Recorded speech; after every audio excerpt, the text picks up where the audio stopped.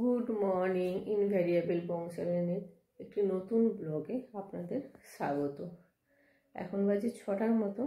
উঠলাম জাস্ট, উঠে বিছানা পুরো গুছিয়ে দিয়েছি আর রোহান গেছে বাথরুমে, সেই জন্য সেই সুযোগে বিছানাটা গুছিয়ে দিয়েছি। এখন যাব নিচে, কালকে আজ বৃহস্পতিবার, সব শাক ফাক সব কেটে রেখেছিলাম। নিচে যাই, আর আমাদের মিউজিক ব্যান্ড গান করছে, সিঙ্গার মিউজিক ব্যান্ড শোনা যাচ্ছে কিনা, পাশের রুমে গান করছে। চলুন আমি এখন যাই নিচে, আমার রান্না বান্না করি, আবার দোকান যেতে হবে। সিঙ্গার গান করছে, চলুন আমি নিচে যাই। সব কাজ গুছিয়ে রেখেছিলাম, শুধু নিচে ঘরটা মুছতে বাকি আছে।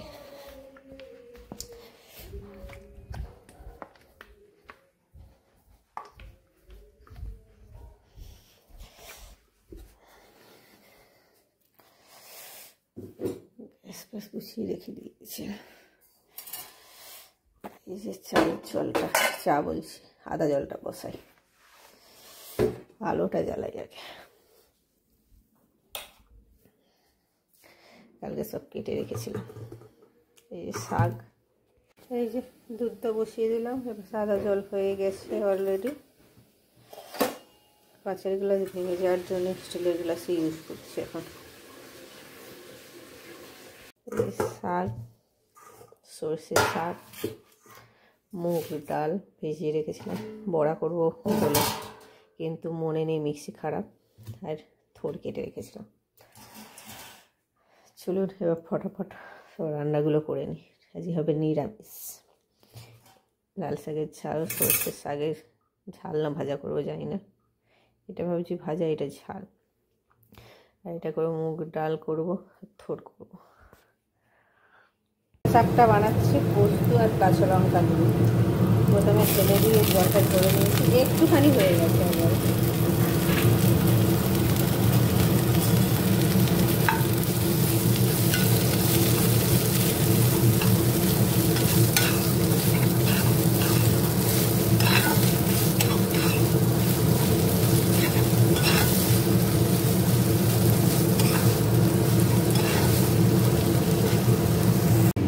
ডাল সিদ্ধ করে দিয়েছি, আর এই পাশে হচ্ছে লাল শাক বাদাম দিয়ে, আর দেবো তিল।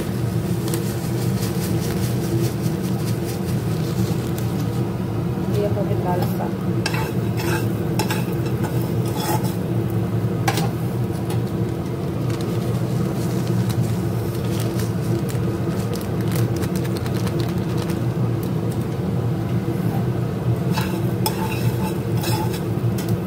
ভাজা হয়ে গিয়েছে, আর এই পাশে লাল শাকের জলটা ছড়িয়ে রেখেছিলাম, কড়াই দিয়ে তুলে দিয়েছিলাম, জলটা যে বেরিয়ে গেছে ফেলে দিয়েছি।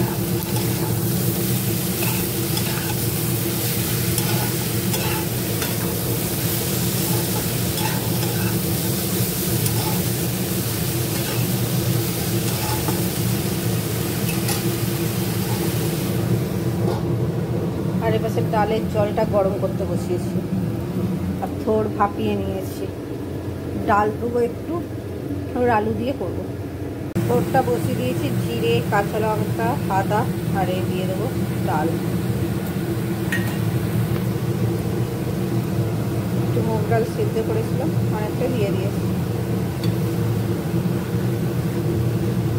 ডালটা দিলে হয় কি, খাবো মানে পুরো টাইপের, থোড়টা খেতে ভালো লাগে।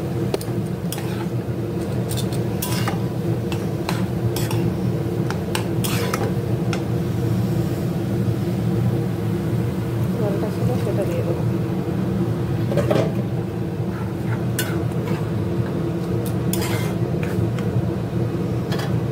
নামানোর সময় একটু ঘি দিয়ে দেবো। আজকে মেনুটা হয়েছে দেখালাম।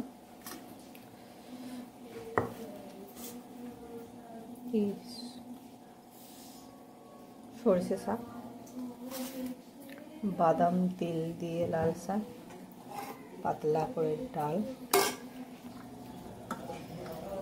থোড়ের তরকারি, আর টিফিনে আজকে করেছি, ভালো লাগবে নাকি জানি, বাদাম দিয়ে আলু ভাজা। রেডি হয়ে বসে আছি দোকানে যাওয়ার জন্য। সেই ছেলেটা মুনুর আশীর্বাদী বলছি, মুনুর এতে তো ছিল সাদে, তাহলে আবার এক্ষুনি চলে এলো? ফ্যামিলি সমেত এসছে নাকি না সে একাই এসছে?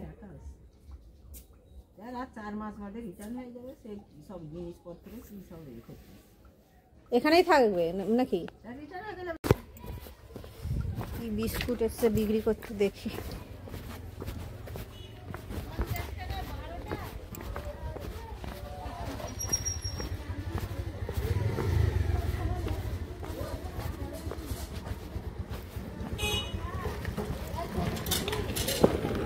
দাঁড়াও দাঁড়াও।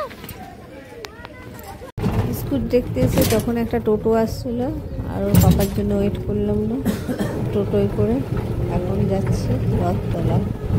আর এই পাশে দেখুন কি সুন্দর, এই রাস্তাতেই যাওয়া হয় না, এই রথতলা সব রথ বয়ে চলেছে।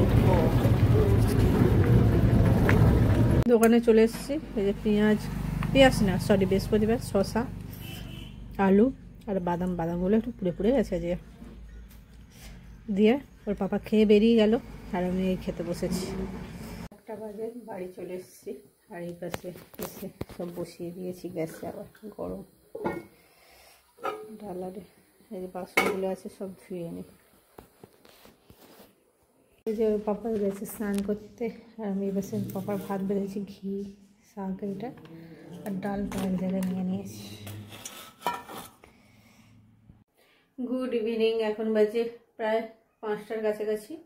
আর এবার আমি রান্নাঘরে চলে এসেছি। আজকে রান্নাঘরে মানে দুপুরে বৃহস্পতিবার ছিল, নিরামিষ সব রান্না হয়েছিল। আজকে নিরামিষ দিনে আমাদের ভাতটা একটু রয়েই যায়।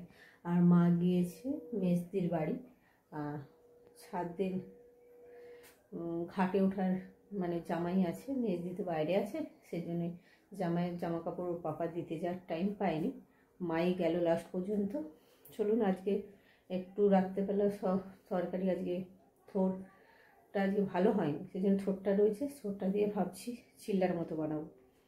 আর এই পাশে এই যে ভাতটা দেখুন বেশি হয়েছে, কি করব, কালকে শুক্রবার। এই ভাতগুলো এখন ভাত ভাজার যা পরিমাণ আছে কাউরি হবে না, কালকে খেয়েছি আজকে আর ভালো লাগছে না, থাক জল ঢেলে রেখে দেবো। এই যে সন্ধেবেলা রাতের ডিনারের তৈরি করতে লেগে আছি। আর ওই পাশে রোহন গাড়ি তুলছে। আর থোর যে করেছিলাম দুপুরবেলা ঠিকঠাক মানে ভালো হয়নি, থোরটা অনেকটা ছিল, থোরটা দিয়ে সুজি দিয়ে কাঁচা লঙ্কা ধনেপাতা বাদাম তারপরে গোলমরিচ একটু জোয়ান সব কিছু দিয়ে মিক্স করেছি, আর বাদাম গুঁড়ো করে রেখেছি দিয়েছি, আবার একটু দেবো দিয়ে করছি চিল্লার মতো। এই যে একটা অলরেডি বসিয়ে দিয়েছি, আর ওপর দিয়ে দিয়ে দিয়েছি বাটারেই হচ্ছে এটা। ঠিক বলতে পারবো না তো, ওর জন্য গুগলের এটা চালু রাখতে হয়। এই যে হয়ে গিয়েছে, রোহানের কাছে ওয়েট করছি, রোহানকে এটা হয়ে গিয়েছে, রোহানকে একটু ভালো করে কড়া করে ভাজে নিচ্ছি, রোহানকে দিয়ে দিই, তারপর বাবাকে রেখে দেবো আর আমিও খেয়ে দেবো।